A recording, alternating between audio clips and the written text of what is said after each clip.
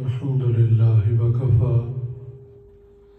والسلام على عباده الذين اصطفى أما بعد أعوذ بالله من الشيطان الرجيم بسم الله الرحمن الرحيم يا أيها الذين آمنوا اتقوا الله وكونوا مع الصادقين وقال رسول الله صلى الله عليه وسلم اللهم إني أسألك حبك وحب من يحبك سبحان ربك رب العزة عما يصفون وسلام على المرسلين والحمد لله رب العالمين اللهم صل على سيدنا محمد وعلى آل سيدنا محمد وبارك وسلم اللهم صل على سيدنا محمد وعلى آل سيدنا محمد وبارك وسلم اللهم صل على سيدنا محمد وعلى آل سيدنا محمد وبارك وسلم۔ اللہ رب العزت قرآن کریم میں ارشاد فرماتے ہیں یا ایھا الذین آمنوا، اے وہ لوگوں جو ایمان لا چکے ہو، اتقوا اللہ، تقوی کو اختیار کرو، اللہ سے ڈرو، وَكُونُوا مَعَ الصَّادِقِينَ، اور میرے سچے بندوں کے ساتھ رہو۔ یہ حکم اللہ تعالیٰ کا تقوی اختیار کرنے کا ہے، اور ساتھ اللہ کے جو بندے مقام صدیقیت پر فائز ہو چکے ہوتے ہیں ان کی صحبت میں رہنے کا حکم ہو رہا ہے۔ صیغہ امر کا ہے، کونو، تو اللہ کا حکم ہو گیا۔ اس پر یہ بات اچھی طرح سمجھ لینی چاہیے کہ یہ ہو نہیں سکتا کہ اللہ رب العزت اپنے کلام میں کسی کام کا، کسی امر کا حکم دیں اور اس پر عمل کرنا ممکن نہ ہو۔ یعنی بعض لوگ بغیر تحقیق کے یہ کہہ دیتے ہیں کہ اب اللہ والے کہاں رہے، اب تو دنیا میں سب گمراہ لوگ ہیں، یا وہ لوگ جو اللہ والوں کا روپ دھار کے بیٹھے ہوئے ہیں، حقیقت میں اب کوئی اللہ والا موجود نہیں۔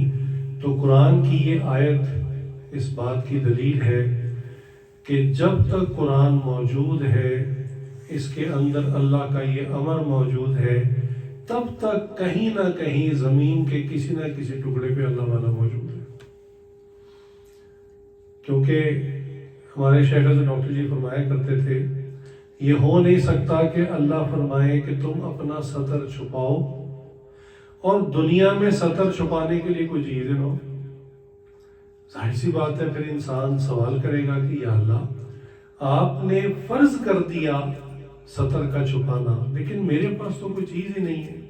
دنیا میں کپاس نہ ہوتی جس سے دھاگا بنتا ہے، یا اور جو مٹیریل جن سے آج فائبر بنتا ہے، دھاگا بنتا ہے، اگر یہ موجود ہی نہ ہوتا تو اللہ تعالیٰ کا یہ حکم کیسے پورا ہوتا؟ تو یہ ایک مثال ہے اس بات کو سمجھنے کے لیے کہ دنیا میں ہر وقت اللہ کے اولیاء سچے بندے موجود ہوتے ہیں۔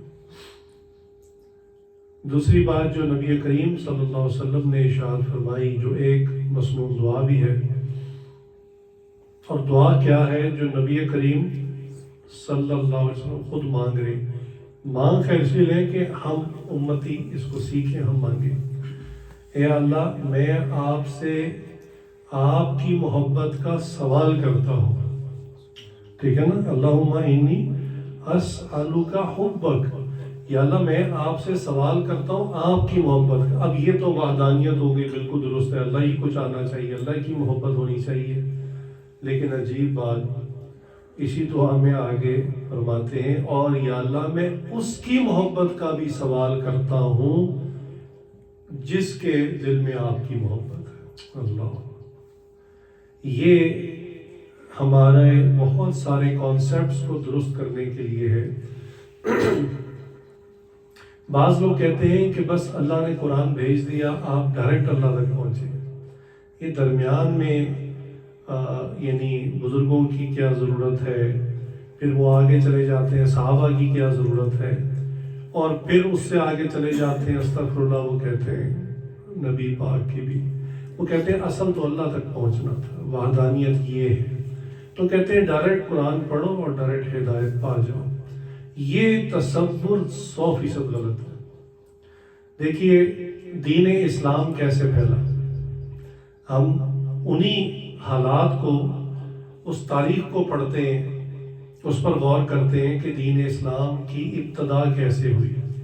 دیکھیے نبی کریم صلی اللہ علیہ وسلم تو چونکہ پیغمبر ہیں، اللہ نے ان کو چنا ہے، ان پر وحی آئی، ان کے پاس اللہ کی گائیڈنس آئی، لیکن باقی لوگوں تک اسلام کی دعوت کیسے پہنچی اور انہوں نے اسلام کیسے سیکھا۔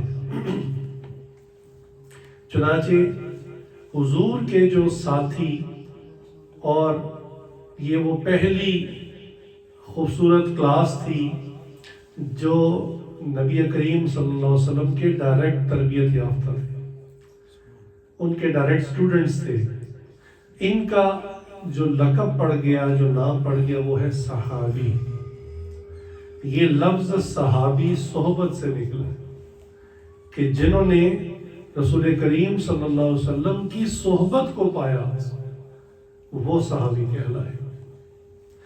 اور دین کو سیکھنے سکھانے کا طریقہ کار بھی یہی اختیار کیا گیا۔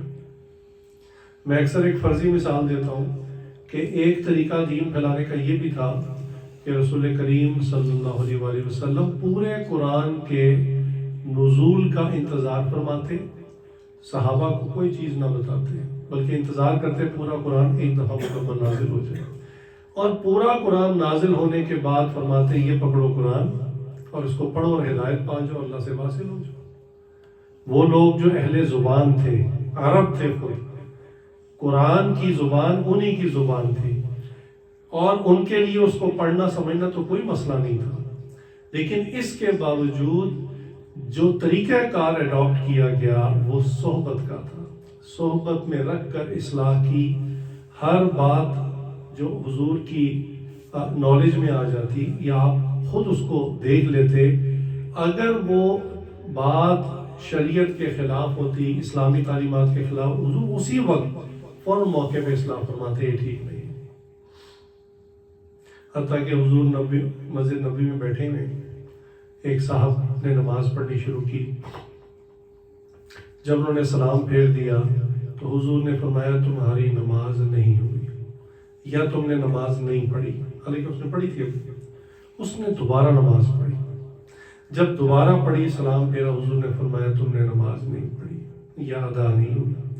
تیسری مرتبہ جب ہوا تو ان کو خیال آیا کہ میں یقیناً کوئی ایسی غلطی کر رہا ہوں جو مجھے پوچھ لینی چاہیے، ٹھیک ہے؟ تو انہوں نے رسول اللہ صلی اللہ علیہ وسلم سے عرض کی یا رسول اللہ پھر آپ اصلاح فرما دیں، بتائیے میری۔ تو حضور نے فرمایا آپ کا رکوع اور سجود درست نہیں ہے، جس کی وجہ سے آپ کی نماز درست نہیں۔ یہ ایک چھوٹی سی اگزامپل ہے۔ بالفرض جن لوگوں کا یہ کہنا ہے کہ قرآن پڑھو ڈائریکٹ ہدایت پا جاؤ اور ان تمام حضرات کی ضرورت نہیں ہے، تو میں درخواست کرتا ہوں قرآن سے 2 رکعت نماز پڑھ کر دکھا دیں،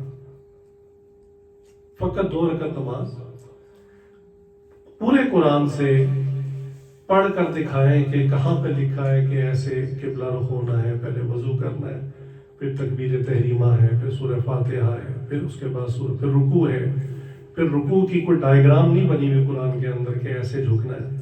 اب جھکنے میں بھی جب کہا جھکنا ہے تو ہر بندہ اپنے انداز میں جھک سکتا ہے، ہاتھ سیدھے لٹکا کے بھی جھک سکتا ہے۔ اب یہ کہاں لکھا ہے کہ گھٹنے پکڑ کے جھکنا ہے، کمر سیدھی کرنی ہے؟ تو الغرض یہ ایک ایگزامپل ہے کہ قرآن میں اقیم الصلاۃ تو ہے، نماز کو قائم کرو، لیکن قائم کیسے کریں یہ حضور کی صحبت میں آ کر صحابہ نے سیکھا اپنی نماز، اور وے آف ٹیچنگ یہی رہا۔ یعنی یہ نہیں کہ صرف حضور صلی اللہ علیہ وسلم نے اپنے شاگردوں کو، جن کو ہم صحابہ کرام رضوان اللہ علیہم اجمعین کہتے ہیں، صرف ان کو سکھایا، اور آگے چونکہ اب قرآن بھی آ چکا اور حضور پاک صلی اللہ علیہ وسلم کی حدیث بھی آ چکی، تو اب تو ان کو اتنا کہہ دینا چاہیے تھا نا کہ حدیث بھی موجود ہے، قرآن بھی موجود ہے، پڑھیں اور ہدایت پا جائیں، لیکن ایسا نہیں ہوا۔ یہ تربیت کا سلسلہ جاری رہا، یہ بالکل نہیں رکا۔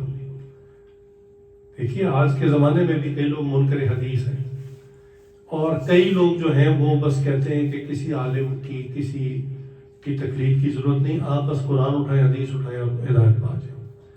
تو صحابہ نے اپنے جو اسٹوڈنٹس تھے، جو صحابہ کے اسٹوڈنٹس تھے، جن کو ہم تابعین کہتے ہیں، ان کو تو ہرگز ہی جملہ نہیں کہا کہ بھی اللہ کی کتاب مکمل ہو چکی، یہ ہے قرآن اور یہ ہے حضور کے فرمان، خود سمجھو، خود پڑھو اور ہدایت پا جاؤ۔ انہوں نے تو نہیں کہا، بلکہ کئی موقعوں پر صحابہ کرام نے اپنے اسٹوڈنٹس کو، جن کو تابعین کہتے ہیں، ان کو ایکٹ کر کے دکھایا، باقاعدہ ایکشن کر کے دکھایا۔ جیسے علی تعالیٰ کی روایت ہے کہ مسجد میں موجود تھے اور بہت سارے لوگ آئے ہوئے تھے، یقیناً اس میں کچھ نو مسلم ہوں گے، تو انہوں نے کہا کہ چلو میں تمہیں حضور کا وضو کر کے دکھاتا ہوں۔ پھر انہوں نے ان کی تعلیم کے لیے وہیں پر کھڑے کھڑے وضو کر کے دکھایا اور فرمایا یہ تھا نبی کریم صلی اللہ علیہ وسلم کا وضو۔ ظاہر سی بات ہے یہ وہ لوگ تھے جنہوں نے نبی پاک صلی اللہ علیہ وسلم کی زیارت نہیں کی تھی، اگر کی ہوتی تو یہ بھی صحابہ ہوتے، تو یہ سارے کے سارے تابعین تھے، یہ ان کے اگلے اسٹوڈنٹس تھے۔ تو طریقہ کار امت میں تربیت کا، اصلاح کا، دین زندہ کرنے کا یہی اختیار کیا گیا جس کو صحبت کہتے ہیں۔ اللہ کے قرآن میں بھی یہی حکم ہے، کونوا صادقین، کہ نیک لوگوں کے ساتھ رہو۔ کیوں؟ ان نیک لوگوں کے پاس کون سی ایسی چیز ہے؟ نہیں، وہ بھی اپنے زمانے میں اپنے نیک لوگوں کے ساتھ رہے، اور وہ کہاں سے آئے تھے؟ وہ اپنے بزرگوں کے ساتھ، وہ اپنے زمانے کے نیک لوگوں کے ساتھ، متقی لوگوں کے ساتھ رہے۔ تو یہ ایک چین ہے، ایک زنجیر ہے، ایک سلسلہ ہے کہ ہر دور میں قرآن کی آیت ہر شخص پہ متوجہ ہوتی ہے، وہ اپنے زمانے کے ان لوگوں کو دیکھتا ہے، ان سے دین سیکھتا ہے جو تقویٰ پر چلنے والے ہیں، اور انہوں نے اپنے بڑوں سے سیکھا، انہوں نے اپنے بڑوں سے سیکھا۔ اس کو اگر ٹریس بیک کرتے چلے جائیں تو یہ کہاں تک پہنچتا ہے؟ تبع تابعین۔ تبع تابعین وہ ہیں، اب میں آپ کو ترتیب بتاتا ہوں۔ حضور صلی اللہ علیہ وسلم کے اسٹوڈنٹس کا نام ہے صحابہ، جو ان کے ڈائریکٹ شاگرد تھے، ان کے جانثار تھے، ان کے چاہنے والے تھے۔ حضور کے وصال کے بعد اب جو مسلمان ہوتا وہ صحابہ سے دین سیکھتا، ان کا نام تھا تابعی یا تابعین جمع۔ اور جو صحابہ بھی جب دنیا سے چلے گئے، ایک وقت آیا سب نے اللہ کے پاس جانا ہے، کل نفس ذائقۃ الموت، تو جب وہ بھی صحابہ بھی رخصت ہو گئے، اب تابعین موجود تھے۔ اب تابعین سے جس نے دین سیکھا ان کا نام تبع تابعین ہے۔ یہ سلسلہ یہاں جا کے کیا ختم ہو گیا؟ اگر ختم ہو گیا تو پھر آگے نام کیوں نہیں بڑھایا؟ جیسے صحابی، تابعی، تبع تابعی، تو آگے نام چلنا چاہیے تھا۔ اب اصل میں نا کلام میں حسن باقی نہیں رہنا تھا، تبع تابعی، تبع تابعی، پھر اس کے آگے تبع تابعی، تبع تابعی، بن تبع تابعی، یہ لمبا ہو جانا تھا۔ ویسے بھی عربی کا قاعدہ ہے کہ واحد ہے، دو ہے، اثنا، اور اس کے بعد جمع، یہ تین اور کثرت کے اوپر بولا جاتا ہے۔ تو تین لیول تک حضور نے کلام کر کے بتا دیا، اور آپ ہر جمعے میں وہ خطبے میں سنتے بھی ہیں کہ سب سے بہترین زمانہ میرا زمانہ۔ تو حضور کا زمانہ کون سا تھا؟ صحابہ کا زمانہ۔ گویا حضور صلی اللہ علیہ وسلم فرما رہے ہیں صحابہ کا زمانہ یا صحابہ بہترین لوگ ہیں۔ پھر فرمایا ثم الذین یلونہم، پھر وہ لوگ جو ان سے ملے ہوئے ہیں، یعنی تبع تابعین۔ پھر فرمایا ثم الذین یلونہم، پھر وہ لوگ جو ان سے ملے ہوئے ہیں۔ تو یہ تبع تابعین تک بات پہنچ گئی، اور اس کے آگے سلسلہ آج تک بلکہ قیامت تک چلتا رہے گا۔ ہر زمانے میں جس نے بھی دین سیکھا نیک لوگوں کی صحبت میں رہ کر سیکھا، اور صحبت میں رہنے سے اصلاح ہوتی ہے۔ حتیٰ کہ جو بچے بھی یعنی حضور صلی اللہ علیہ وسلم کے پاس تھے، حضور ان کی بھی بڑے پیار سے تربیت فرماتے، اصلاح فرماتے۔ چنانچہ ایک صحابی ہیں، چھوٹے بچے ہیں، تو ان کو پرندے اچھے لگتے تھے۔ انہوں نے ایک دن کیا کیا کہ ایک درخت پر چڑھ گئے، اس پر چڑیا کا گھونسلہ تھا، تو وہاں اس کے بچے تھے چڑیا کے، انہوں نے وہ بچے اٹھا لیے اور نیچے آ گئے۔ اب تھوڑی دیر بعد کیا دیکھا کہ ایک چڑیا سر کے اوپر منڈلا رہی ہے اور شور کر رہی ہے، مسلسل شور کر رہی ہے۔ تو کافی دیر تو یہ سوچتے رہے کہ چڑیا کو پتہ نہیں کیا مسئلہ ہے اور یہ کیوں شور کر رہی ہے، اور تھوڑی دیر بعد اس چڑیا بھی جو تھی وہ آ کر انہوں نے صحابی کے کندھے پہ بیٹھ گئی، انہوں نے کہا لو جی اس کو بھی پکڑ لیا۔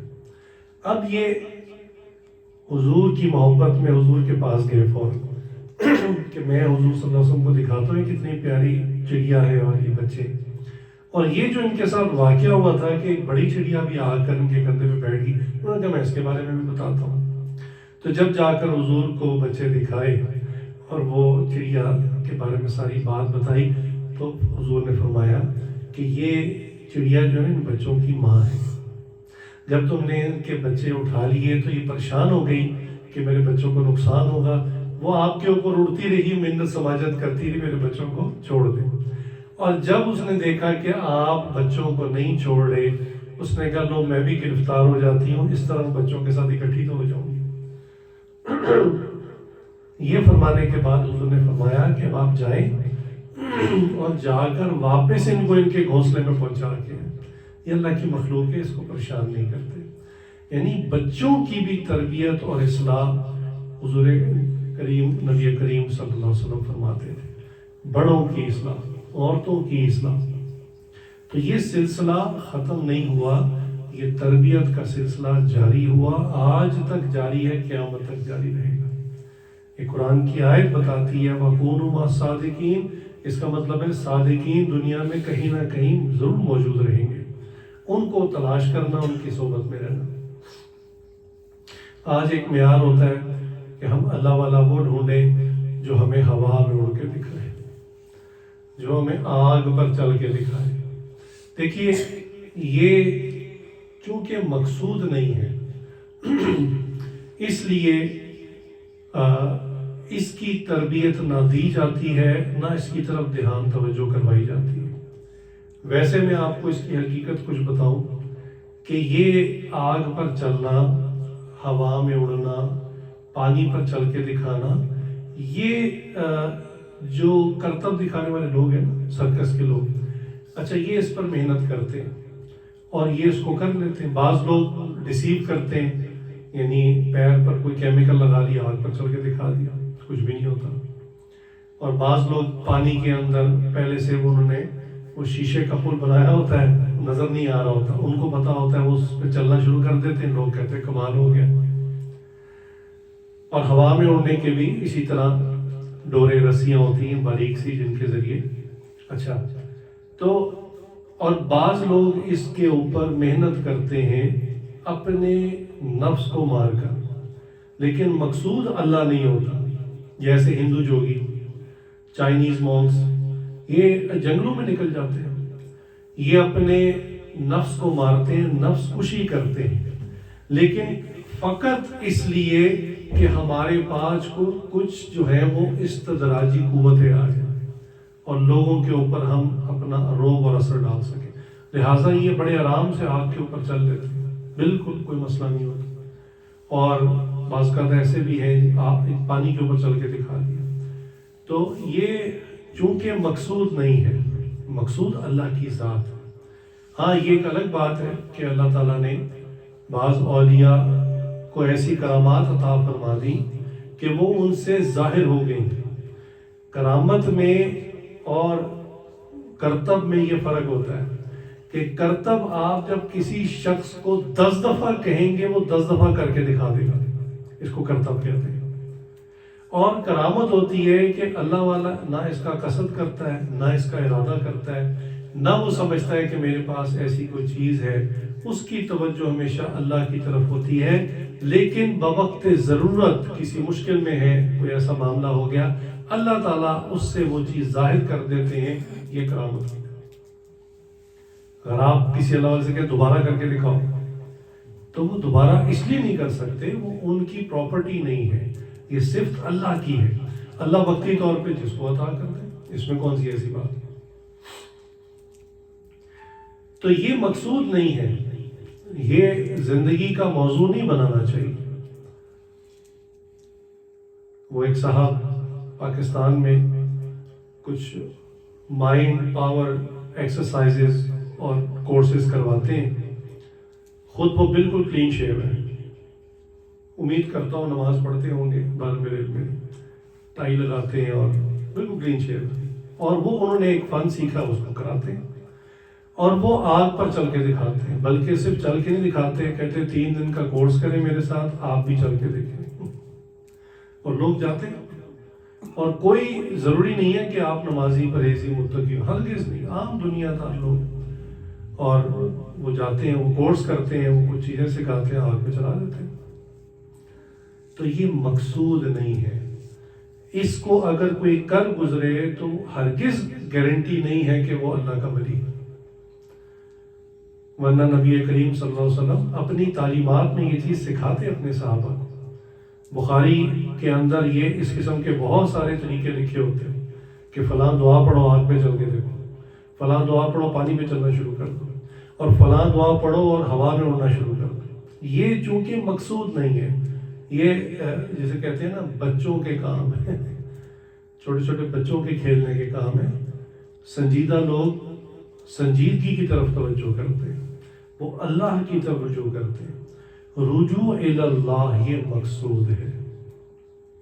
دوسری اہم بات کہ یہ سوچنا کہ جی میں چیک کروں یہ اللہ والے ہیں کہ نہیں ہیں، تو یہ مجھے کوئی خلاف عادت کوئی کام کوئی معجزہ کو کرامت کر کے دکھائیں، یہ سوچ اس لیے غلط ہے. میں اکثر کہتا ہوں کہ جو بندہ یہ سوچ رکھنے والا ہوگا دجال کا وہ پہلا مرید ہوگا. کیونکہ دجال تو کہے گا بولو کیا چاہتے ہو، جو ڈیمانڈ کرو گے وہ میں پوری کروں گا. تم نے اپنے بڑوں سے یا اپنی کتابوں میں اللہ کے بارے میں خدا کے بارے میں جو کچھ سن رکھا ہے تم مجھے بتاؤ اللہ کیا کر سکتا ہے، بتاؤ میں کر دیتا ہوں. اور واقعتاً وہ کر لے گا. اس کی وجہ یہ ہے کہ اس کے پاس بلیک میجک ہوگا اور سائنس اس زمانے میں بہت ترقی کر چکی ہوگی اور اس کا کنٹرول اس کے پاس ہوگا. اب وہ کہے گا بتاؤ کیا کرنا ہے، کیا دیکھنا ہے، جو دیکھنا چاہتے ہو میں دکھا دیتا ہوں، جو کرنا چاہتے ہو میں کر دیتا ہوں. تو اس وقت ایمان کا اسی لیے اتنا سخت امتحان ہوگا کہ بندے نے اللہ کے بارے میں جو کچھ سن رکھا ہوگا، مثلا وہ کہے گا تمہارا خدا اپنے ماننے والوں کو جنت میں بھیجے گا، تو وہ اشارہ کرے گا. حدیث میں آتا ہے کہ دجال جب چلے گا اس کے دائیں طرف ایک طرف جنت ہوگی اس کی بنائی ہوئی اور ایک طرف اس کی جہنم ہوگی. تو جو اس کی بات مانے گا وہ اس کو اپنی جنت میں داخل کر دے گا، اور جو اس کا انکار کرے گا وہ اس کو اپنی جہنم میں داخل کر دے گا. وہ کہے گا میں خدا ہوں نا، تو وہ خدا کے پاس جنت جہنم ہوتی ہے تو وہ میرے پاس ہے. اور حضور نے یہ بھی فرمایا کہ اگر تم اس کا زمانہ پاؤ تو اس کی جہنم میں داخل ہو جانا، اس کی جہنم حقیقت میں جنت ہے. یعنی وہ ماسٹر آف ایلوژن ہے نا، دھوکے باز ہے. تو اور بات سمجھ میں بھی آتی ہے کہ جو اس کی اطاعت کر کے اس کی جنت میں جائے گا تو حقیقت میں وہ جہنم میں پہنچ جائے گا چونکہ اللہ کی نافرمانی ہوگی. اور جو اس کا انکار کر کے اس کی جہنم میں داخل ہوگا، اس کا مطلب اس نے اللہ کی فرمانبرداری کی تو حقیقت میں وہ جنت ہوگی. چنانچہ دجال ہاتھ کے اشارے سے لوگوں کی کھڑی فصلیں تباہ کر دے گا، ان کو اجاڑ دے گا، اور جس سے خوش ہوگا اس کو ایک اشارہ کرے گا وہ مالا مال ہو جائے گا. اس کی بھی انٹرپریٹیشن یہ ہو سکتی ہے، ایک تو واقعی جادو کے ذریعے ہوگی، ایک آج کی زبان میں اگر جو آج کا زمانہ آ چکا ہے، میں اکثر کہتا ہوں کہ آج اب سب کے موسٹلی اکاؤنٹس آن لائن ہیں اور ہم سب کی ایک ڈیجیٹل آئی ڈی ہے وہ بھی آن لائن ہے. تو اگر آپ کسی کا اکاؤنٹ ہیک کر کے ڈیلیٹ کر دیں تو ایک انگلی کا اشارہ ہی کریں گے نا آپ، ایک انگلی کا اشارہ کریں گے، اس کا پروفائل ڈیلیٹ ہوگا، ڈیجیٹل دنیا میں اس کا نام و نشان ختم ہو جائے گا۔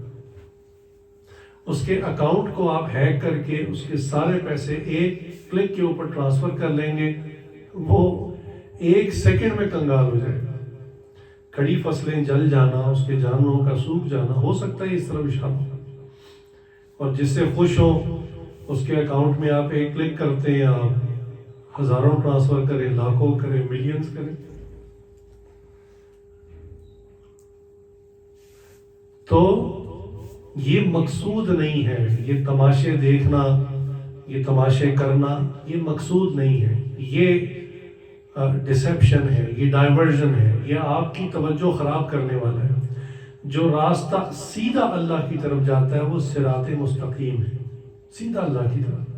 اگر دائیں بائیں تماشوں میں لگ گئے یا باغات میں چلے گئے، رنگینیاں دیکھنی شروع کر دیں کہ جو مراقبے میں بڑا مزہ آتا ہے، بڑے رنگ نظر آتے ہیں، بڑے باغات نظر آتے ہیں، تو یہ آپ کو شیطان دکھا رہا ہے، بالکل آپ کا وقت برباد ہو رہا ہے۔ آپ نے اللہ کی طرف متوجہ رہنا ہے، ذکر میں اللہ کی طرف متوجہ رہنا، نماز میں اللہ کی طرف متوجہ رہنا ہے، ورنہ یہ سب ذکر، یہ سب عبادت، سب کی سب برباد ہو جائے گی۔ تو صحابہ کون تھے؟ نبی کریم صلی اللہ علیہ وسلم کے پہلے اسٹوڈنٹس، پہلی کلاس، پہلے شاگرد، حضور کے وفادار اور جانثار۔ انہوں نے اپنی زندگیاں حضور صلی اللہ علیہ وسلم کے نام کر دی۔ یہاں ہمارے لیے جو سوچنے کی بات ہے وہ یہ کہ ہم بھی کلمہ گو ہیں، ہم بھی حضور کے بظاہر عاشق ہیں، ہم بھی اسلام سے محبت کرنے والے ہیں، لیکن کیا ہماری ڈیڈیکیشن اور ہمارا اسلام کے لیے جو کرب ہے، جو درد ہے، جو دکھ ہے، جو محبت ہے، جو لگن ہے، جو جذبہ ہے، کیا وہی ہے جو صحابہ کے اندر تھا؟ صحابہ کے اندر جو خاص چیز تھی نا، وہ یہ تھی کہ منافقت نام کی نہیں تھی۔ یعنی یا وہ ایک پل پہلے کفر کی زندگی گزار رہے تھے، ایک کلمہ پڑھا ہے، اس کے بعد 100% مومن ہو گئے۔ یعنی اب یہ نہیں کہ درمیان میں سوچ رہے ہیں کہ وہ پہلی زندگی ٹھیک تھی یا یہ ٹھیک ہے، یا مجھے کتنا کو مسلمان ہونا ہے، لباس تبدیل کروں نہیں کروں، چلو میری مرضی ہے، چہرہ بال میں اپنی مرضی کا رکھ لیتا ہوں، اس سے کیا ہوتا ہے، مسلمان تو میں بھی رہوں گا نا، اور میں اپنے کاروبار کے اندر کوئی تبدیلی نہیں کرتا، جو حرام کام میں کر رہا تھا کرتا رہتا ہوں۔ یعنی وہ اپنی آپشنز پہ غور نہیں کرتے تھے کہ ہم نے ان چیزوں میں، ان معاملات میں اپنے نفس کی مان لی، ہرگز نہیں، بلکہ ایک سیکنڈ پہلے اگر وہ جہالت کی زندگی میں تھے تو کلمہ پڑھنے کے بعد ایک دم مکمل اسلام میں داخل ہو۔ اس پر بہت سارے صحابہ کے واقعات ہیں۔ حضرت عمر رضی اللہ عنہ کا تو مشہور ہے کہ عمر رضی اللہ عنہ، آپ ذرا ایکسٹریم دیکھیں، حضور صلی اللہ علیہ وسلم کو نعوذ باللہ قتل کرنے کے نکلے، یعنی ایک ایکسٹریم دیکھیں۔ آخر بندہ کسی کو قتل ایسے تو نہیں کر دیتا بغیر کسی سوچ کے، بغیر کسی جذبے کے۔ کتنی دشمنی ہوگی دل میں، کتنی نفرت ہوگی دل میں، کتنا بغض ہوگا کہ جی ان کی وجہ سے ہمارے بتوں کو برا بھلا کہا جا رہا ہے، اور آہستہ آہستہ لوگ اس دین کو، انہیں بت پرستی کو چھوڑ کر ایک نئے دین میں جا رہے ہیں، تو میں کیوں نہ سورس کو ہی ختم کر دوں، نعوذ باللہ حضور کو ہی، تو معاملہ ہی ختم ہو جائے گا۔ اب وہ کتنے جذبے، کتنی ڈیڈیکیشن سے تلوار لے کر نکلے۔ آپ ذرا ان کی ایکسٹریم دیکھیں نا کہ کس لیول پہ پہنچے ہوئے۔ اور وہ واقعہ کہ جب بہن کے گھر گئے اور سارا واقعہ ہو گیا، قرآن سن لیا، تو سیدھا دار ارقم میں رسول اللہ صلی اللہ علیہ وسلم موجود تھے، وہاں پہنچے اور وہی تلوار ہاتھ میں، لیکن اب بالکل پرسنالٹی اپوزٹ ہو چکی، 100% چینج ہو گئی۔ جیسے کہتے ہیں نا 180 ڈگری کا ڈفرنس آ گیا، کہ جیسے پہلے بندہ ادھر جا رہا تھا وہ اس طرف جا رہا ہے، ایک دم چینج۔ کتنا چینج کہ کلمہ پڑھا، اور کلمہ پڑھنے کے بعد کہا کہ حضور بتائیں کیا حکم ہے۔ حضور نے بتایا یہ عبادت اس طرح، میں اب عبادت ادھر نہیں کریں گے، اللہ کے گھر میں جا کے کریں گے. یعنی یہ تصور نہیں تھا اس وقت میں، اس زمانے میں، کہ عبادت بیت اللہ میں جا کر. حالانکہ عمر تعالیٰ سے پہلے بہت صحابہ، بڑے دلیر صحابہ اسلام لا چکے تھے، لیکن حضور صلی اللہ علیہ وسلم فرمایا تھا حکمت کا تقاضا یہ ہے کہ فی الحال اپنے ایمان کو چھپا کے رکھیں، ایک وقت آئے گا انشاءاللہ اللہ ہمیں غالب کریں گے. اور صحابہ حضور کی اس بات پر بالکل عمل کر رہے تھے. جو مکی زندگی میں ایمان لاتا تھا وہ بالکل اپنے ایمان کو چھپاتا تھا. لیکن عمر رضی اللہ عنہ نے کہا نہیں یا رسول اللہ، یہ بات پہلے کی تھی جب عمر اسلام نہیں لایا تھا، اب نہیں ہوگا ایسا. تلوار لی اکیلے، ان کسی کو نہیں کہا اچھا میرے ساتھ ایک جماعت بھیج دیں، کوئی 2-4-5 بندے بھیج دیں، آپ بیٹھے اکیلے چلے گئے. جا کے للکارا اونچی آواز سے. بیت اللہ ان کا پارلیمنٹ ہاؤس تھا، کفار کا گڑھ تھا. وہ بڑے بڑے جو دشمن اسلام ہیں، ابو جہل، ابو لہب، اس قسم کے لوگ، وہ بیٹھتے ہی ادھر تھے. اونچی آواز میں جا کر کلمہ پڑھا. سب حیران ہوئے. سن تو سب نے لیا تھا، پھر گئے دیکھا ٹولیوں میں بیٹھے ہوئے، ایک ٹولی کے پاس گئے، سنا تم نے؟ میں نے کہا سنو کلمہ دوبارہ. پھر اس پڑھا اور کہا تم میں سے کسی میں جرت ہے نا تو میرے ساتھ آؤ. ایک میدان تھا جہاں پر کھیل وغیرہ ہوا کرتے تھے مکہ میں. تو کہا میں ادھر جا رہا ہوں، اگر چاہتے ہو کہ رات کو تمہاری ماں تمہاری میت پر روئے، ماتم کرے، تمہاری بیوی بہن کرے، آجو مقابلہ کر لو. تلوار تو وہی ہاتھ میں تھی جو حضور کو نعوذ باللہ نقصان پہنچانے کی نیت سے لے کے نکلے تھے. ایک کلمہ پڑھا ہے 100% شخصیت بدل گئی. پہلے اگر 100% اسلام مخالف تھے، اب اسلام کے لیے اپنی جان دینے کو تیار ہیں. آپ اندازہ تو کریں کہ شخصیت کیسے سوئچ ہوئی ہے، ایک دم تبدیل ہوئی. اب انہوں نے نہیں پرواہ کیا کہ بھی میرے بھی گھر ہے، بیوی بچے ہیں، میرا مال ہے، مجھے کیا ضرورت پڑی مسلمانوں کے لیے لڑنے کی. خود کلمہ پڑھ لیے، بس اپنی جنت بناؤ، ٹھیک ہے. میں ہی رہ گیا ہوں قربانی کے لیے، سوال ہی پیدا نہیں ہوتا. یہ سوچ ہی بالکل بدل جاتی ہے، اور یہی اسلام کا تقاضا بھی ہے. ادخلوا فی السلم کافہ. اللہ فرماتے ہیں دین میں پورے داخل ہو جاؤ. ہم جیسوں کے لیے جو مسئلہ ہے نا کہ اپنی سلیکشن ہے کہ جی اسلام ٹھیک ہے، ہم مسلمان ہیں، لیکن ہم سوچیں گے ابھی ہم نے اسلام کے کتنے پارٹس کو، کتنے سیگمنٹس کو لینا ہے. مثلا کئی لوگ مسلمان ہیں، وہ کہتے ہیں لباس میری مرضی کا ہوگا، کون مجھ پہ زبردستی کر سکتا ہے. اسی طرح کہتے ہیں چہرہ میری مرضی کا ہوگا، میں نہیں حضور جیسا چہرہ بناتا، میری مرضی. میرا بزنس، میرا کاروبار، میں تو چلتا ہی سود پہ ہوں، تو شروع سے اتنی بڑی کوٹھی کھڑی کی ہے، سب ختم ہو جائے گا. تو میں اس معاملے میں اسلام کی بات نہیں مانتا. میری اپنی ایک عقل ہے، میں عقل مند آدمی ہوں، پڑھا لکھا آدمی ہوں، سمجھدار آدمی، میں سوچوں گا میں نے کیا کرنا. اس میں اسلام کی بات ماننے کو تیار ہوں. ویسے میں مسلمان ہوں، ٹھیک ہے. وہ ایک شاعر نے کہا ہے نا کہ ہمارا حال وہی ہے کہ ہم 2 کشتیوں کے سوار ہیں. کعبے کا طواف بھی کیا، گنگا کا اشنان بھی. گنگا وہ انڈیا میں ایک نہر ہے جس میں ہندوؤں کا ایک کانسیپٹ ہے، جو نہا لیتا ہے وہ پاک صاف ہو جاتا ہے. کعبے کا طواف بھی کیا، گنگا کا اشنان بھی، راضی رہے رب بھی، خوش رہے شیطان بھی.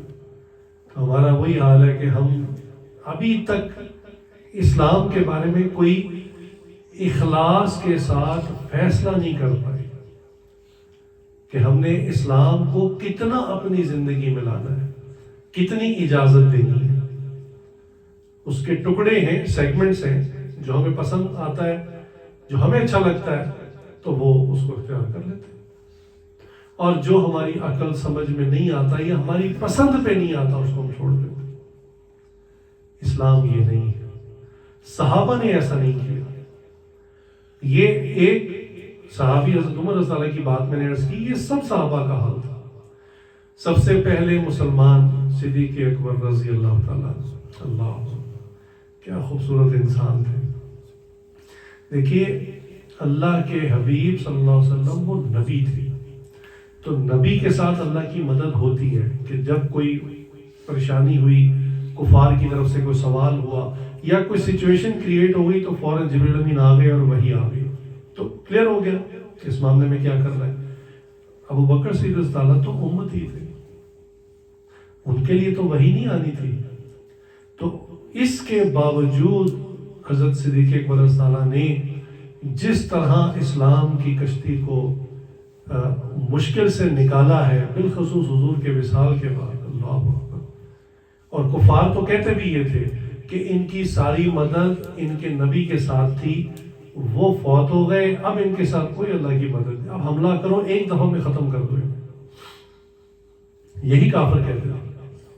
اس وقت میں صدیق اکبر رضی اللہ عنہ نے جس بہادری کے ساتھ، جس سمجھداری کے ساتھ، جس ایمان اور تقوی کے ساتھ اس امت کی کشتی کو بھنور سے نکالا ہے، اس کا تو مثال نہیں ملتی۔ تو صدیق اکبر رضی اللہ حضور صلی اللہ علیہ وسلم کے دوست بھی تھے۔ جیسے ہی حضور صلی اللہ علیہ وسلم نے اسلام پیش کیا، فوراً قبول فرما لی۔ حضور صلی اللہ علیہ وسلم نے فرمایا بھی کہ میں نے جس پر بھی اسلام کو پیش کیا، اس نے کچھ نہ کچھ اس میں تردد یا کچھ سوچنے کا وقت لیا۔ واحد صدیق اکبر رضی اللہ عنہ کہ جیسے ہی میں نے کہا اسی وقت انہوں نے قبول کر لیا، اور قبول کرنے کے بعد صدیق اکبر رضی اللہ عنہ نے یہ نہیں سوچا کہ میری ڈیڈیکیشن ہے، میں حضور کے ساتھ ہوں، میرا گھر، بیوی، بچے یہ سب الگ چلتے رہیں گے، نہیں، ہر چیز اپنی قربان کر دی رسول اللہ صلی اللہ علیہ وسلم۔ اور یہ صرف کہنے کی حد تک نہیں ہے، حقیقتاً ایک بڑا عجیب واقعہ ہے صدیق اکبر رضی اللہ عنہ کا۔ اللہ حضور صلی اللہ علیہ وسلم کفار مکہ کو کچھ دین اسلام کی دعوت دے رہے تھے، یہ بیت اللہ جس جگہ پر ہے، جو اب مطاف ہے، اسی جگہ، تو کفار نے نا حضور کو تنگ کرنا شروع کیا۔ تو صدیق اکبر رضی اللہ عنہ کو پتہ چل گیا، صدیق اکبر رضی اللہ عنہ پہنچے ہی نہیں، انہوں نے حضور کو گھیر لیا تھا نقصان پہنچانے کے لیے۔ صدیق اکبر رضی اللہ عنہ پہنچے اور انہوں نے جا کر اتنا ہی لفظ کہا کہ کیا تم کسی شخص کو اس لیے برا بھلا کہتے ہو، تکلیف دیتے ہو کہ وہ کہتا ہے کہ میرا رب اللہ ہے؟ بس یہ توحید کی اتنی سی بات کہنے کی دیر تھی، انہوں نے حضور کو چھوڑا، صدیق اکبر رضی اللہ عنہ پکڑ لیا، اور جتنے کافر تھے وہاں انہوں نے اتنا مارا، اتنا، کتاب میں تو بہت تفصیل لکھی ہے اور بڑی دردناک ہے، پڑھی نہیں جاتی۔ بالخصوص ایک جو سب سے بڑا خبیث تھا، عتبہ بن ربیع، اس کے پاس ایک، اس کے جوتے کا ذکر آتا ہے، موٹے لیدر کا جوتا تھا اس کے پاس، اس نے پہلے ان جوتوں کے ساتھ صدیق اکبر رضی اللہ عنہ کے اوپر جمپ لگایا، خود بہت موٹا سا تھا یہ، صدیق اکبر نیچے تھے، لیٹے ہوئے تھے اور لوگ مار رہے تھے، تو یہ ان کے اوپر جمپ کر کے پیٹ پر اپنے یہ جوتے مارتا زور سے، کئی مرتبہ ایسا کیا، پھر جوتے پکڑ کے ان کے چہرے پہ مارنا شروع کیا۔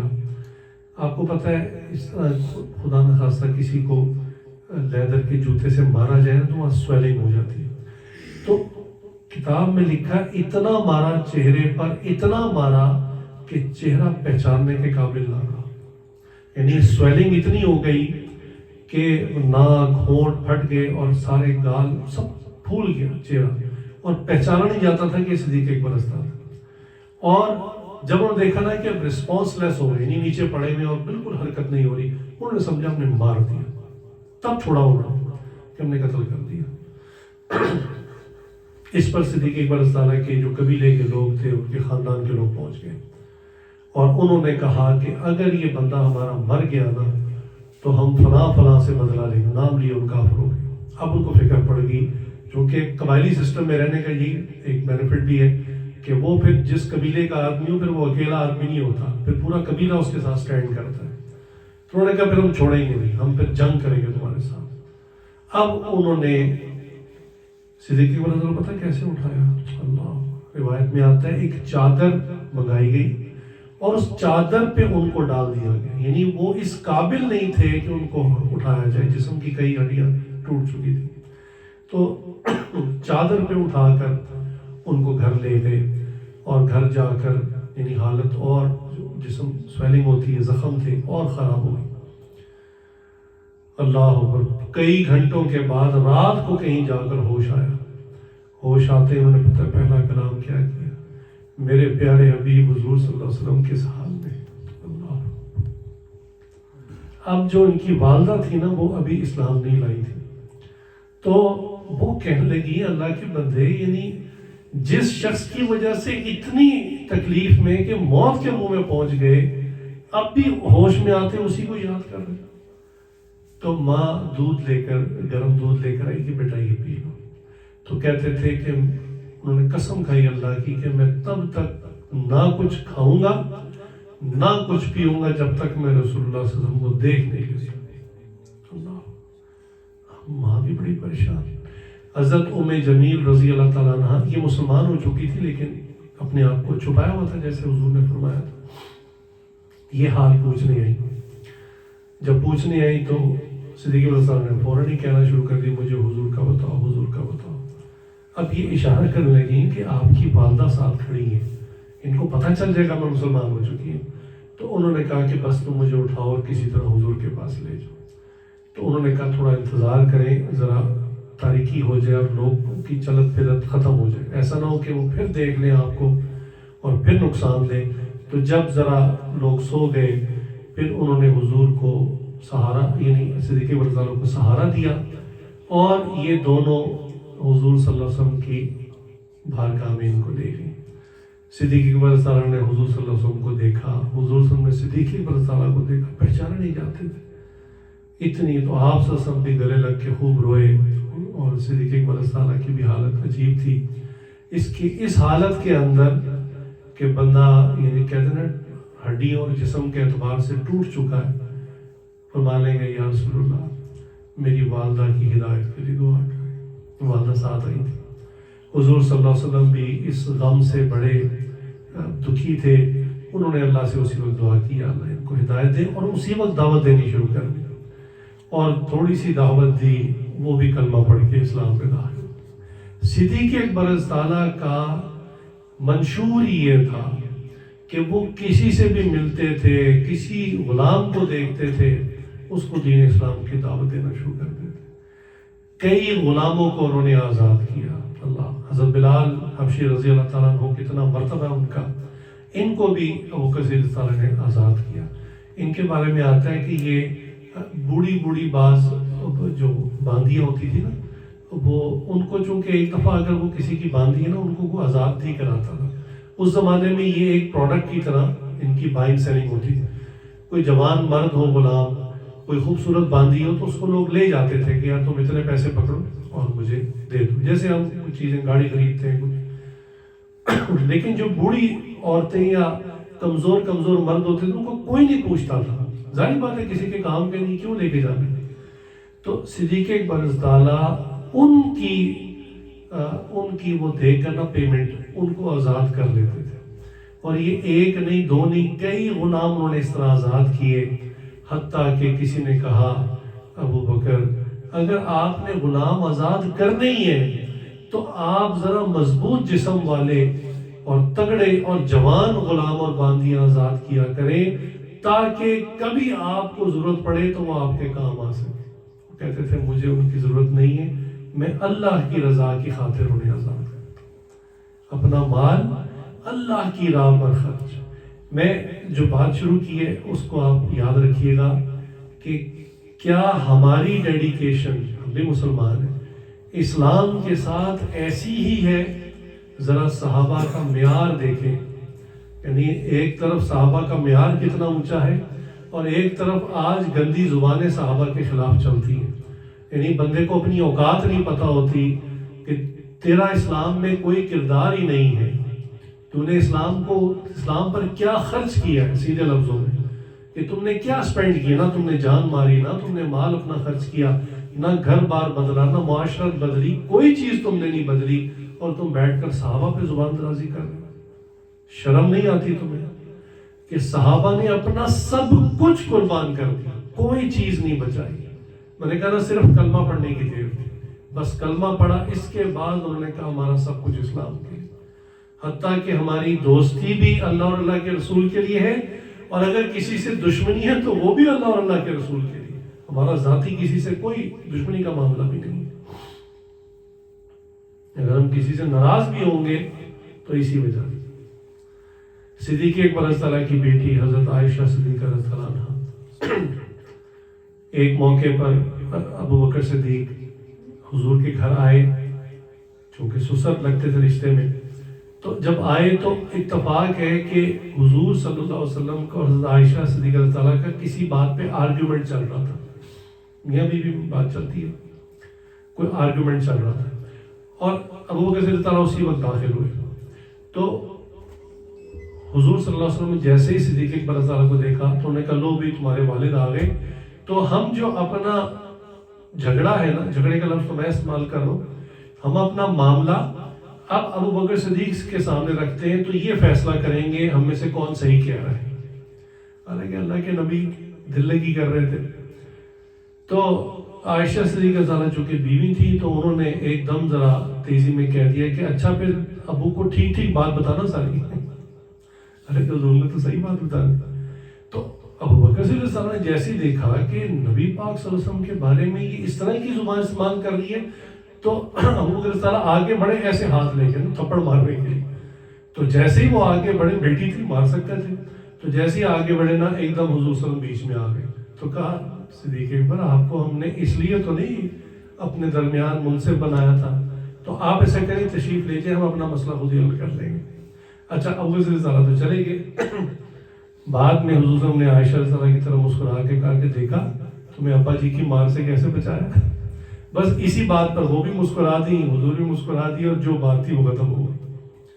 لیکن صدیق اکبر رضی اللہ کا ایمان دیکھیں کہ انہوں نے اس بات کو بے ادبی سمجھا کہ میری بیٹی کیسے کس انداز میں حضور صلی اللہ علیہ وسلم سے بات فرما رہی ہیں، اس کو بھی پسند نہیں کیا. حالانکہ بیوی تھی. تو صدیق اکبر رضی اللہ نے اپنا سب کچھ، ہر چیز کا معیار دین رکھا، اللہ کو رکھا، اللہ کے حبیب صلی اللہ علیہ وسلم کو رکھا. حتیٰ کہ ایک واقعہ ہے مشہور بھی ہو گیا، اس کو واقعہ افک کہتے ہیں، کہ حضرت عائشہ صدیقہ تعالیٰ پر کچھ منافقین نے الزام لگایا، گندا الزام، بہتان لگایا.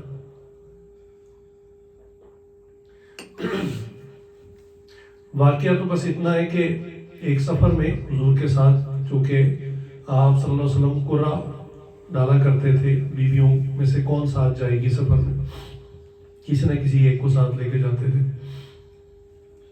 تو اب کس کی باری ہے، کس نے جانا ہے. اگر حضور خود کہتے بھی فلاں میرے ساتھ چلے تو باقی ناراض ہو جاتی. تو حضور نے اس میں بھی انصاف رکھا ہوا تھا کہ پرچیوں پہ سب کے نام لکھ کر کسی جگہ ڈال دی جاتی، اور ایک چھوٹا معصوم بچہ جس کو چلاکی نہیں آتی، چیزوں کی سمجھ نہیں ہوتی، اس کو کہ بیٹا اس میں سے ایک پرچی اٹھا لو. وہ کوئی ایک پرچی اٹھا لیتا. اب جس زوجہ کا نام ہوتا حضور مانتے یہ سفر میرے ساتھ جائیں گے، اگلے سفر میں پھر دوسرے کی باری، تیسری کی باری. تو پہلا نقطہ اس میں سمجھنے کا ہے کہ اگر خدا نہ خواستہ عائشہ صدیقہ تعالیٰ عنہا کوئی ایسا پلان کر رہی ہوتی جیسا کہ منافقین کا الزام ہے، تو ان کے پاس تو اختیار ہی نہیں تھا سفر میں جانے کا. تو حضور کی سلیکشن تھی قرعے کے بعد. پہلا پوائنٹ یہ ہے. دوسری بات یہ ہے کہ جہاں بھی قافلہ رستے میں رکتا، عائشہ صدیقہ تعالیٰ کے لیے ایک پالکی بنائی گئی تھی، اور سواری کے اوپر اس پالکی کو رکھ دیا جاتا تھا. سمجھے ایک کیبن ہوتا تھا چھوٹا سا، اس کو اونٹ پہ رکھ دیا جاتا تھا، اور سفر جاری رہتا. کہیں پہ پڑاؤ ہوتا تو وہ 4 صحابہ جو ہیں اس پالکی کو اٹھا کر نیچے زمین پر رکھتے، اور پردے کی وجہ سے وہ چلے جاتے. تو پھر جو بھی زوجہ اندر ہوتی وہ نکل آتی، اور پڑاؤ عموماً کسی جنگل کے پاس کیا جاتا تاکہ لوگ فراغت بھی کر سکیں، اپنے معاملات کر سکیں، تاکہ اس کے بعد سفر شروع کیا جائے. اور اما عائشہ صدیقہ تعالیٰ کا جسم بہت ہی ہلکا پھلکا سا تھا. تو ہوا یہ کہ وہ جنگل میں گئیں فراغت کے لیے. فراغت کے بعد جب ٹائم ہوا جانے کا وہ واپس آئیں تو ان کو پتہ چلا کہ ایک ہار تھا ان کے گلے میں اور وہ کہیں گر گیا. وہ ہار کافی بڑا تھا, کھلا تھا, تو وہ کہیں جھکتے ہوئے کسی وقت گر گیا. تو اس ہار کی تلاش میں وہ واپس چلی گئی، اور ان کا خیال یہ تھا کہ میں جتنی دیر میں قافلہ روانہ ہوگا واپس آ جاؤں گی۔ اس کی تلاش میں انہیں وقت لگ گیا۔ جو صحابی اس ڈیوٹی پر تھے اس پالکی کو اونٹ پہ رکھنے کے، تو انہوں نے سمجھا وہ اندر بیٹھ گئی، انہوں نے اٹھایا، چونکہ ہلکے پھلکے جسم کا پتہ ہی نہیں چلتا، انہوں نے اٹھا کر واپس پالکی کو اونٹ پہ رکھا اور قافلے کے چلنے کا اعلان ہوا اور سب روانہ ہو گئے۔ اچھا، عائشہ صدیقہ رضی اللہ عنہا جب اپنا ہار تلاش کر کے واپس پہنچی تو دیکھا قافلہ جا چکا ہے، لیکن وہ بالکل پریشان نہیں ہوئی۔ انہوں نے کہا حضور کو پتہ چل جائے گا اور واپس لینے کے لیے آئیں گے۔ وہ ایک درخت کے نیچے آرام کرنے کے لیے لیٹ گئی، ان کی آنکھ لگ گئی۔ اچھا، حضور کی سنت تھی، سنت مبارکہ تھی، ہر کام کو بڑی ترتیب سے اور بڑی زبردست مینجمنٹ سے کرتے تھے۔ تو قافلے میں چلتے وقت لوگوں کی عادت ہوتی ہے کوئی نہ کوئی چیز رہ جاتی ہے۔ آج بھی آپ دیکھیں نا، کبھی فیملی ٹرپ بھی کریں تو خواتین کے راستے میں ریسٹ ہاؤس پہ کہیں اترتی ہیں، کسی کا پرس رہ جاتا ہے، کوئی بچے کا فیڈر رہ جاتا ہے، کسی کی کوئی اور موبائل رہ جاتا ہے، تو یہ ہو جاتا ہے، دس ہیپنس۔ تو حضور صلی اللہ علیہ وسلم اس کے تدارک کا انتظام پہلے سے انہوں نے کیا ہوتا کہ ایک صحابی کی ڈیوٹی تھی، وہ کچھ گھنٹوں کی مسافت پر وہ پیچھے آتے تھے، اور وہ جہاں جہاں سے قافلہ گزرا ہوتا، ظاہری بات ہے قافلے کے رکنے کے نشان، آثار، آگ جلی ہے، چیزیں موجود ہوتی ہیں، اس سے وہ اندازہ کر لیتے، وہاں کوئی قیمتی چیز ہوتی ہے اٹھا لیا کرتے تھے۔ تو انہوں نے دیکھا کہ درخت کے نیچے کوئی لیٹا ہوا ہے، تو وہ قریب گئے اور جا کر انہوں نے دیکھا کہ خاتون ہے، عائشہ صدیقہ رضی اللہ عنہا، تو انہوں نے ہاتھ سے جگانا مناسب نہ سمجھا، بلکہ کچھ فاصلے پہ کھڑے ہو کے زور سے کہا انا للہ و انا الیہ راجعون۔ جب یہ پڑھا تو عائشہ رضی اللہ عنہا کی آنکھ کھل گئی، انہوں نے فوراً اپنا پردہ درست کیا، انہوں نے اپنا اونٹ نیچے بٹھا دیا، اوپر بیٹھی، اور جا کر انہوں نے جلدی جا کر قافلے میں ملا دیا۔ یہ اتنا سا واقعہ ہے جو ہوا تھا۔ اب اس پر منافقین کو چونکہ پہلے سے ہی وہ حضور کو تکلیف پہنچانے میں کوئی موقع ہاتھ سے جانے نہیں دیتے تھے، اور ہر بہانہ تلاش کرتے تھے کہ کیسے حضور کے دل کو تکلیف دی جائے۔ اللہ، جسمانی تکلیف الگ اور قلب مبارک کو تکلیف الگ۔ تو ان کو جب اس واقعے کا پتہ چلا، واقعہ تو کچھ بھی نہیں تھا، لیکن انہوں کو موقع مل گیا، انہوں نے کہا کہ استغفر اللہ، نعوذ باللہ۔ عائشہ صدیقہ رضی اللہ عنہا جان بوجھ کر پیچھے رہ گئیں تاکہ ان صحابی کے ساتھ ان کو استغفر اللہ۔ اب اس بات کو منافقین نے چلایا، اتنا چلایا کہ 2 کے قریب مسلمان بھی اس پروپیگنڈے کا شکار ہوئے۔ تو پروپیگنڈا یہ آج کا لفظ نہیں، یہ بہت پرانا ہے، یہ بہت پرانا چلا آ رہا ہے مسلمانوں کے خلاف، اور اس کا طریقہ یہ ہوتا ہے کہ بات کو پھیلا دو۔ تو اب ہر زبان پہ ایک بات تو ہوتی ہے، لیکن اس کا اصل سورس کسی کو بھی نہیں پتا ہوتا۔ یہ آج بھی کوئی افواہ تحقیق کرنا چاہیں تو اگر 100 لوگ اس کے بارے میں بات کریں، آپ ہر ایک سے پوچھیں آپ نے دیکھا ہے، وہ کہے گا نہیں۔ کس سے سنا ہے؟ جی فلاں سے سنا ہے۔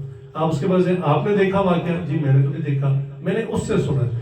آپ اس کو ٹریس بیک کریں گے نا تو وہ بات ایک شخص نے چلائی ہوگی اور وہ شخص جھوٹا ہوگا۔ تو افواہیں اس طرح ہی پھیلتی ہیں۔ تو اس میں اس لیے شریعت نے کہا بہت دھیان سے بات کرو۔ بالخصوص اس بارے میں بہت ساری احادیث بھی ہیں کہ کسی پاکیزہ عورت پر بہتان لگانا یہ گناہ کبیرہ میں سے ہے، بڑے گناہوں میں سے، چھوٹا گناہ نہیں ہے۔ بہرحال اچھا، اس میں حضرت ابوبکر صدیق رضی اللہ عنہ اپنے خاندان کے کچھ لوگوں کی مالی مدد کفالت کرتے تھے۔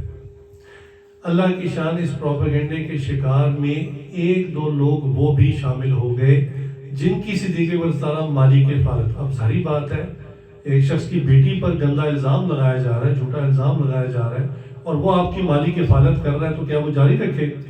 صدیق اکبر رضی اللہ عنہ نے ان کی وہ مالی کفالت بند کر دی۔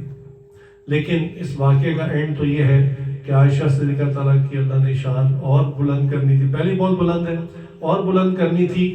تو اس واقعے کا اختتام ایسے ہوا کہ ان کی پاک دامنی میں اللہ تعالیٰ نے قرآن کی آیات نازل کر دی۔ قرآن نازل ہو جانا یہ کوئی چھوٹی بات نہیں ہے۔ یہ بھی ہو سکتا تھا کہ جبریل امین آ کے ویسے بیان کر دیتے، وہ حدیث کا حصہ بن جاتا، تب بھی چھوٹی بات نہیں تھی، لیکن اللہ نے ان کو اتنا بڑا مقام دینا تھا کہ ان کی پاک دامنی کی گواہی اللہ رب العزت نے دی۔ تو جب یہ واقعہ بالکل کلیئر ہو گیا اور سب مسلمانوں کو پتہ لگ گیا کہ یہ تو جھوٹا پروپیگنڈا تھا اور یہ بالکل غلط بات تھی، تو صدیق اکبر رضی اللہ عنہ نے ان کی مالی معاونت روکی ہوئی تھی. حضور صلی اللہ علیہ وسلم نے فرمایا آپ ان کی مالی معاونت جاری رکھیں. یعنی اب نوٹ کرنے کی بات ہے کہ جس شخص کی بیٹی پر کوئی گندا الزام لگا دے, بندہ کہتا ہے میں اس کو جیتا جی مار دوں, وہ چاہیے کہ اس کی مالی امداد کروں. لیکن میں نے یہی آپ سے بات کی کہ دوستی بھی اللہ کے لیے, دشمنی بھی اللہ کے لیے. کوئی چیز اپنے نفس کی مرضی کے مطابق نہیں. اس طرح صحابہ نے اسلام کو قبول کیا ہے, اس طرح اسلام پر عمل کیا ہے. تو صحابی کوئی بھی ہو وہ معمولی شخصیت نہیں ہے. ہاں بعض صحابہ سے کچھ غلطیاں ہوئی, انسان تھے, نبی تو نہیں تھے, تو غلطی تو ہو سکتی ہے, غلطیاں ہوئی, اس کی وجہ سے وہ درجہ صحابیت سے نہیں نکالے جا سکتے. کیونکہ صحبت ایک خاص ڈگری ہے, ایک خاص سند ہے جو ان کو حاصل ہو چکی. اب یہ کوئی نہیں چھین سکتا. میں اس پہ ایک آسان بات کرتا ہوں کہ اسلام کے اندر مختلف ڈگریز ہیں. آپ ہر ڈگری حاصل کر سکتے ہیں سوائے صحابی کے. مثلاً آپ قرآن حفظ کریں, آپ حافظ بن جائیں گے, نام کے ساتھ بھی لوگ حافظ لگا لیتے ہیں. 8 سال درس نظامی جو مروجہ پاکستان انڈیا میں نظام ہے آپ کریں, آپ کے نام کے ساتھ مولانا لگ جائے گا, عالم, آپ عالم کی ڈگری مل جائے گی. 1 سال 2 سال دارالفتہ میں لگا لیں, مفتی بھی ساتھ لگا لیں, اس کی ڈگری مل جائے گی. آپ سوا عشرہ کی قرات سیکھ لیں, آپ بہت بڑے قاری بن جائیں گے, قاری ساتھ نام لگا لیں. آپ اسلام میں کتنی ایسی ڈگریز ہیں جن کو اچیو کر سکتے ہیں. ایک ڈگری ہے جو سب سے بڑی ہے, اس کو آپ حاصل نہیں کر سکتے, اور وہ صحابیت کی ڈگری. کیونکہ وہ تو حضور کے ساتھ جنہوں نے وقت گزارا, in every thick and thin, ہر مشکل میں, ہر مصیبت میں.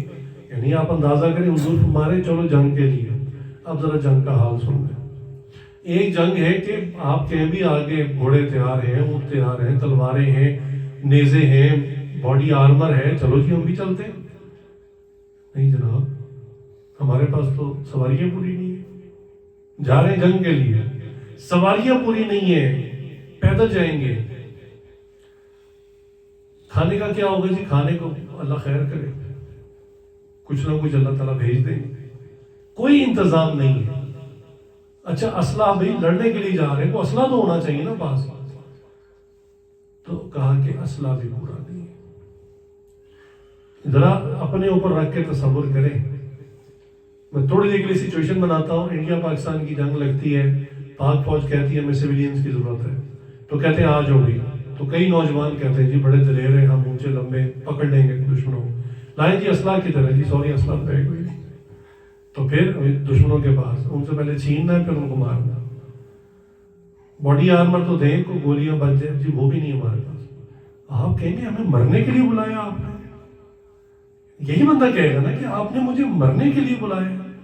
کہ بھی جنگ ہے, کوئی مذاق تو نہیں ہے نا بھائی, کوئی ڈائلاگ تھوڑی ہونے وہاں جا کے, وہاں تو سیدھی سی لڑائی ہے. تو صحابہ کا ایمان کا لیول دیکھیں کہ اس حالات کے باوجود حضور کہتے جنگ کے لیے چلو, وہ کہتے ہیں یا رسول اللہ حاضر ہے. اللہ. پھر پیچھے بھی دیکھیں حالات. ایک ہوتا بندہ جا رہا ہوتا ہے, وہ کہتا ہے چلو یہ جو حالات ہیں, نہ سواری ہے, نہ تلوار ہے, نہ ذرہ ہے, میں نے تو جا کے شہید ہونا پکی بات. چلو پیچھے گھر والے تو خیریت سے ہیں نا. پتہ لگا پیچھے کھجوریں پکی ہوئی ہیں, اور یہ واحد بزنس ہے. سال بعد کھجوریں اترنی ہے, سارا سال دیکھ بھال کی ہے اپنے باغات کی, پانی دیا ہے, باغات کا خیال کیا ہے. اب کھجوریں پک چکی ہیں, ان کو اتاریں گے, بیچیں گے تو 4 پیسے ہاتھ آئیں گے. اس نے فرمایا کھجوروں کو چھوڑ دو, ان کے پکنے میں کچھ ٹائم ہے, لہٰذا ہم ابھی جائیں. اب آگے بھی بظاہر موت نظر آ رہی ہے اور پیچھے بھی کچھ نہیں ہے. یعنی اگر کسی بھی طرح بچ کے واپس آ گئے تو زندگی کا سامان بھی نہیں ہوگا. ان حالات میں حضور نے فرمایا نکلو, صحابہ نکل پڑے.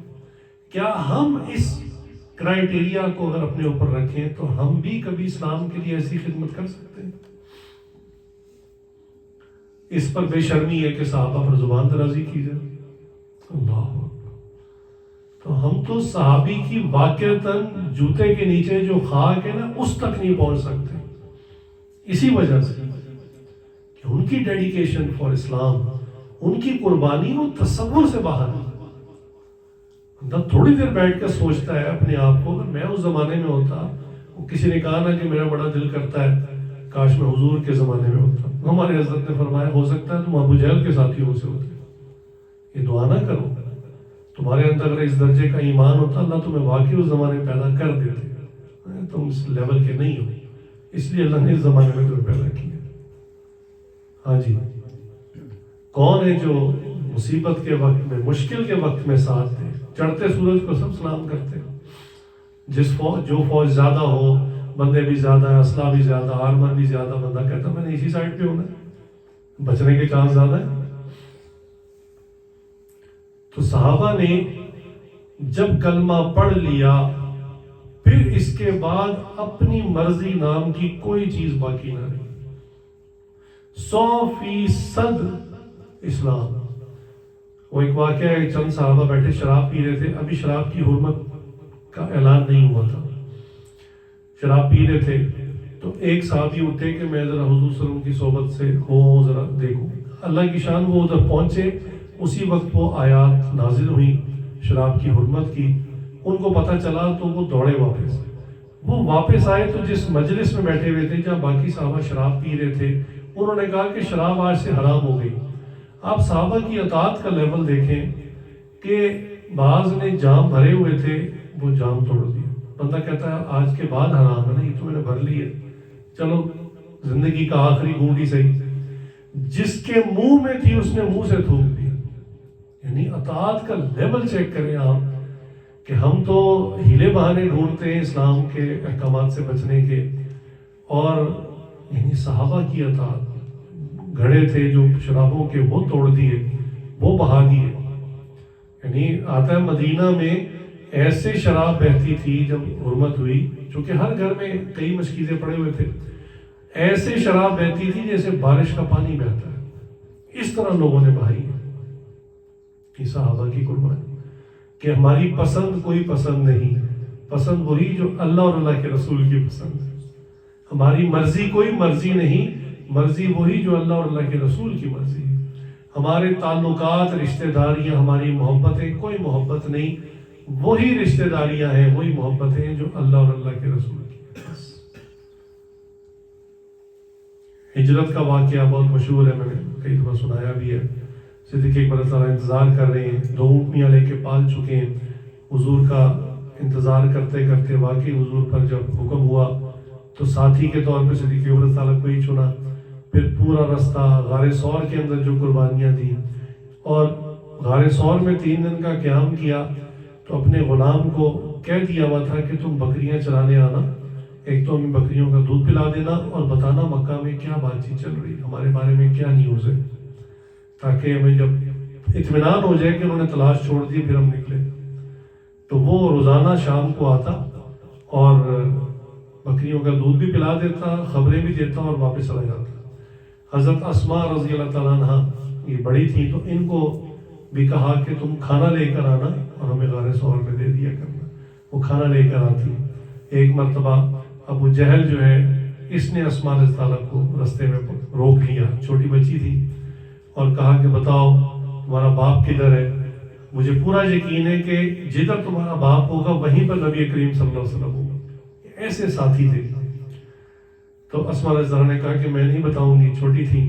تو اس نے زور سے ان کو تھپڑ مارا، تو یہ جا کر گری، پتھر پہ سر لگا، ان کا خون نکل آیا، لیکن انہوں نے کہا کہ میں جان تو دے دوں گی، کبھی نہیں بتاؤں گی کہ میرے والد اور نبی کریم صلی اللہ علیہ وسلم کہاں ہیں۔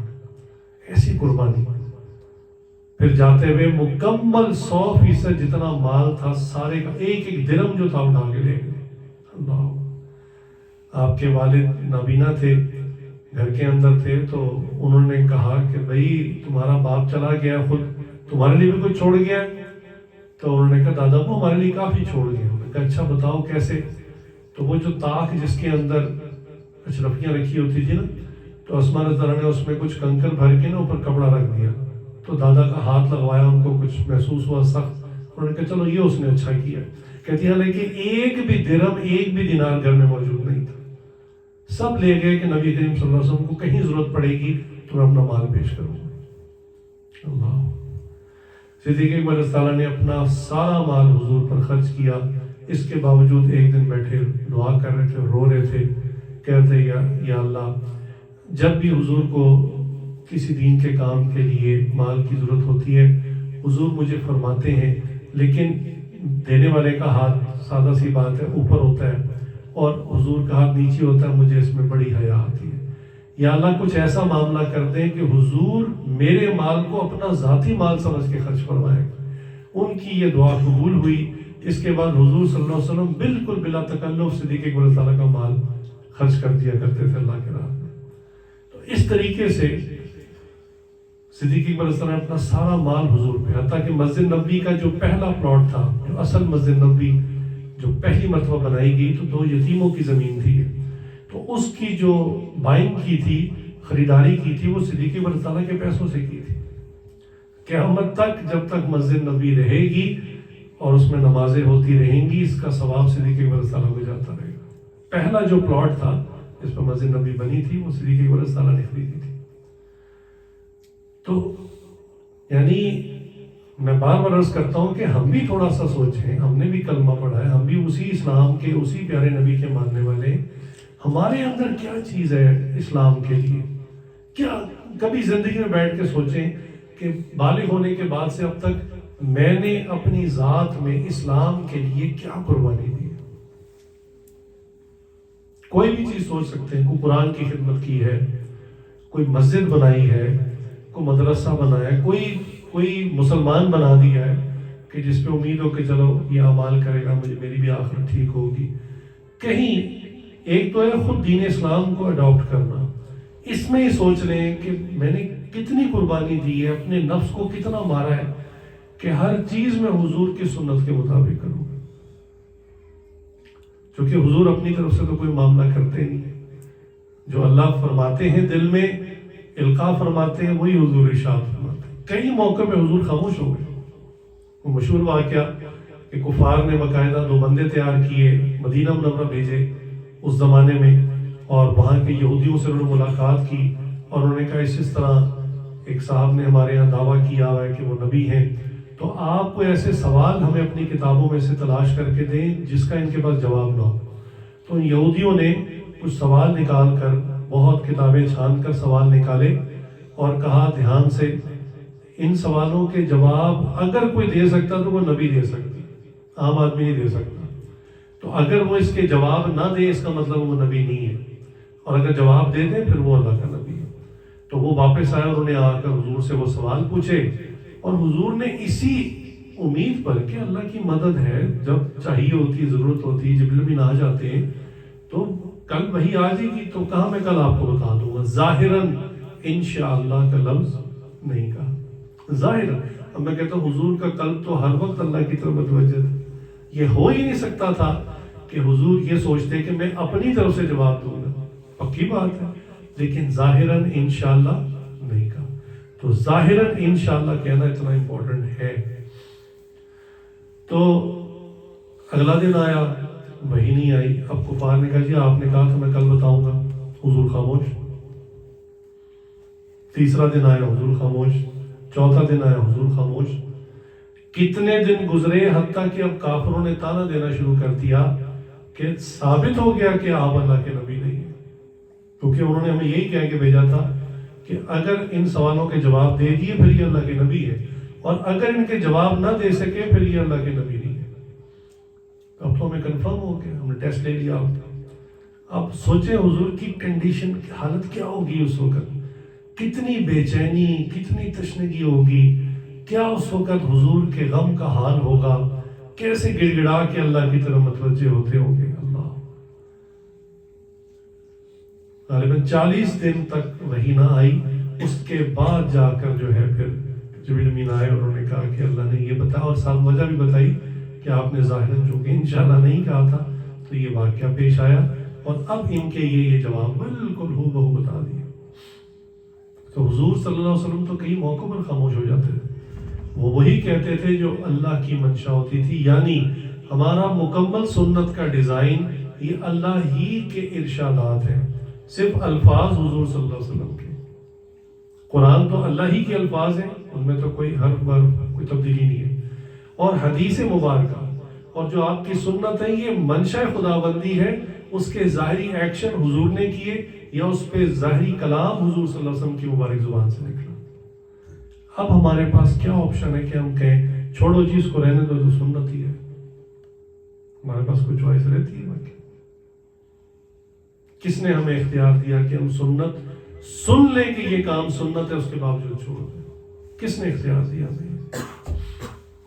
تو ہم تو اسلام میں سے سیگمنٹس اور ٹکڑے نہیں چن سکتے کہ اچھا ٹھیک ہے میں بس لباس کی حد تک مسلمان ہو جاتا ہوں، باقی میں اپنی مرضی کروں گا، یا لباس تو میں اسلامی پہن لیتا ہوں، کاروبار میری مرضی کا رہے گا، یا گھر کے اندر گھر والوں کے ساتھ اخلاقیات معاملات یہ میری مرضی کے چلیں گے. میرا گھر میری جو ہے وہ سلطنت ہے، میرا ملک ہے، جو میں چاہوں گا میں بادشاہ سلامت ہوں وہاں پہ، جو میرا دل کرے گا کروں گا.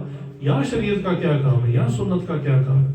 ہمیں ان باتوں پر غور کرنا ہے کہ ہماری پوری زندگی کے اندر اللہ اکیلے نہیں، اللہ اور اللہ کے رسول صلی اللہ علیہ وسلم کی اطاعت ہوگی تو ہم حقیقت میں مسلمان ہوں گے، اور تب جا کر اللہ کے پھر بھی فضل سے انشاءاللہ جنت میں داخل ہوں گے. اللہ تعالیٰ سے دعا ہے جو کہا سنا اللہ عمل کی توفیق عطا فرمائے. وآخر دعوانا الحمدللہ رب العالمین. کچھ دیر کے لیے ذکر کر لیں.